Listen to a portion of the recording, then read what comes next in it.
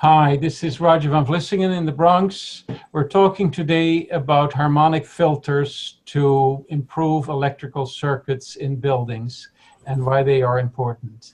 First, I want to introduce our team. We have Dan Miner and John Miranda. Say hi, guys. Hey everybody, Dan Miner from Queens, New York. And I'm John Miranda from Surrey.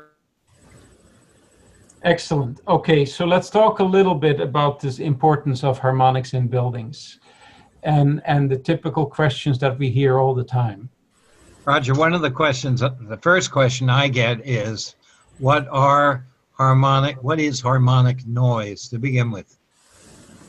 Well, yeah, it's really very simple. It's like a deterioration or pollution of the electrical signal in your wiring. So your normal signal comes in pure from the power company, and then what happens is digital devices are the ones that screw it up.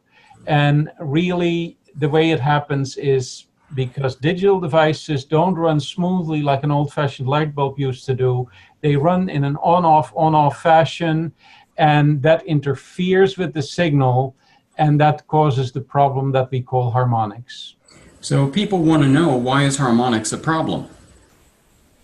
Well, that's simple, because now evidently you used to have a pure 60 hertz signal, and now instead what you're getting, as more and more harmonics shows up in the circuit, you are getting a mix of pure normal power with the harmonics signal, and the combination is less than perfect, so your devices have to work harder to do the same job. And in practice, the losses that you get from this pollution in your electrical signal is in the range of 10 to 25% in most cases. And as a result, also, your equipment has to work harder to do the same thing, and that means increased wear and tear, and long term, that means more maintenance, and eventually it impacts on your capital budget as well, because you'll have to replace devices sooner. One of the primary questions I get is, how would I know that my building has harmonic noise in the wiring system? That really is very simple. If you have a woodshed with a single incandescent light bulb and nothing else, then you probably don't have a lot of harmonics. But in any normal building where business goes on, you have LED lighting, you have the electronic ballast of fluorescence, you have inverters from solar panels, you have switch mode power supplies for computers and other electronic gear, and you have variable frequency drives for HVAC systems, on and on and on. And in general, it ends up very simple. It's the hours of operation and the number of devices that run simultaneously. So you will get a lot of fluctuation during the day, but there is some level of harmonics in any normal building today. So you never have to wonder if you do have it or not. A very common question that I hear is, why have people never heard of harmonic noise before?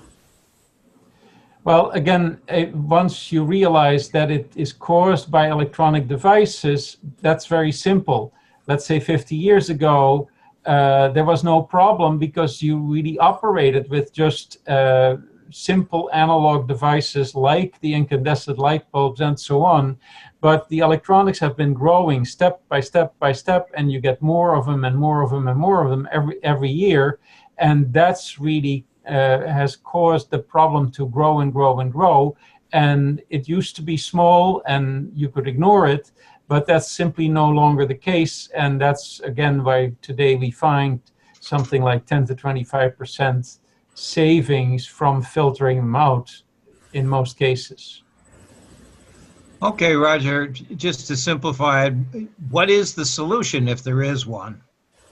Well, there were traditional remedies. Some of them are very large active filters that are used in major installations where you have a big problem, but they are too expensive for general use. So then there are also other solutions where, for instance, people sometimes double up the wiring in the neutral circuit, and that dissipates the heat, but it doesn't solve the harmonics problem.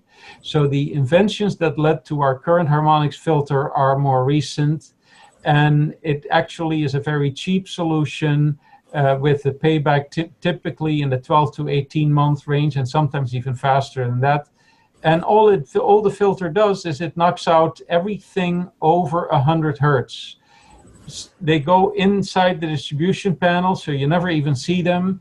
And as long as they are in all the panels that are facing the loads in your building directly, it always works.